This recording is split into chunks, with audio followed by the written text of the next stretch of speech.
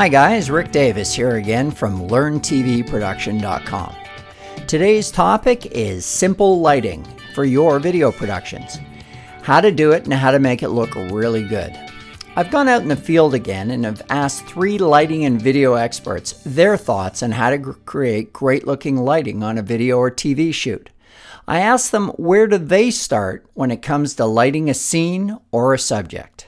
Well, the first thing I look for is what's going to be in the background, right? If it's a sporting event, try to do it in a locker room, or say if it's hockey, we'll do it with the ice a bit in the background, or if it's a hospital, you try to have some sort of instrument that's behind them, right? And then figure out where's your main light source coming in. The old days was 3-point lighting, and a lot of people still use 3-point lighting, but the cameras have come such a long way that you don't have to do 3-point lighting. I mean, even this camera right here is probably excellent in low light. So I use a lot of bounce.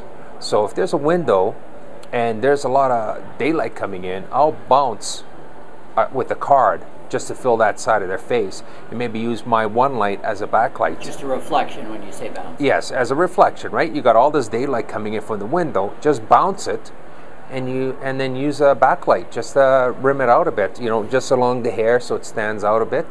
But if there isn't any windows, you still find it still applies to finding what you need in the background, like say instrument, put the subject there.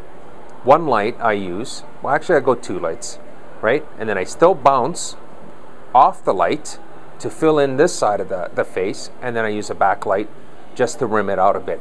Now if you're doing a bigger production or bigger sit down documentary stuff, then obviously now you start tweaking the background and putting a little light here, a little bit light there, you know, just to bring some things out. Accent lighting, yeah. Them up a bit. Exactly, but not much, right? Because you don't want that light brighter than your foreground, right? So it's what looks good to you. From a sort of philosophy point of view, how do you look upon lighting? Sort of what is the main purpose of lighting a subject before you record them on a camera? Well, you know, basically, in my opinion, there's just a few main purposes for using lighting. The main one, in most cases, is just out of necessity. When it's too dark, when you're recording it on a camera, out of necessity, I guess the main purpose is to light it so that you got some sort of acceptable image on the camera. The second one is not basic, but to take it to another level is which distinguishes professionals from, let's say, novices or amateurs, is to you add light, and the purpose of lighting is, the second reason would be to increase the quality of the scene and your subject. And that's very important, because a lot of people sometimes hear these wonderful marketing claims by camera manufacturers saying, these consumer grade cameras can shoot at low levels, which they do, but they just won't give the kind of professional quality that you're referring to. Absolutely. The cameras can only do so much, and that's even with this low lux word that's been filtered around or dropped around for many years. And yes, the cameras do amaze me, especially the prosumer cameras. And they perform well, but it's just that extra step, and it's that extra effort to just increase the quality of your scene and your subject with just a light, let's say, and you would notice a big difference. So tell me, when they bring you into a facility like this one, we're here in Regina, Canada right now doing a World Championship sporting event.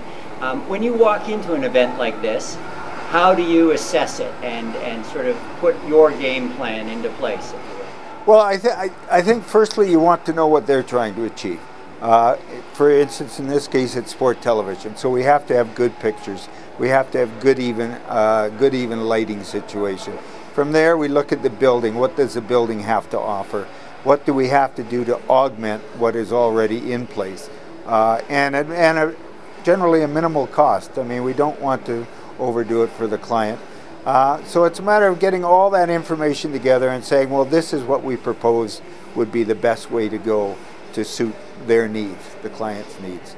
And that's pretty much the way we approach it, is we don't overdo it, but to do it to where it's a very competent and professional looking job on their behalf. Right. So give me a couple of specifics. So an event like this, for example, how do you determine how many fixtures, for example, might be needed, or what kind of light level? Are you looking to make your entire playing surface just flat, even light, or how do you go about that? On this kind of a situation where we're doing curling, the answer to that is yes. We try to make it flat. We try to make it even. We try to get the faces. This is a game where a lot of television is shot around faces and emotion. So we want to have good exposure for the cameras on the faces and on the individuals. And because it's such a big venue, I mean, where the ice is close to 180 feet long and 85 feet wide, and we want to evenly light it, you know, across from end to end, from side to side.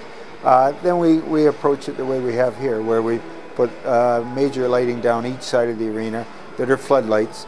They're nice and soft, they're big, and they give us a nice even light. And we shoot, in this case, we've got about 100 foot candles evenly distributed over the entire playing surface.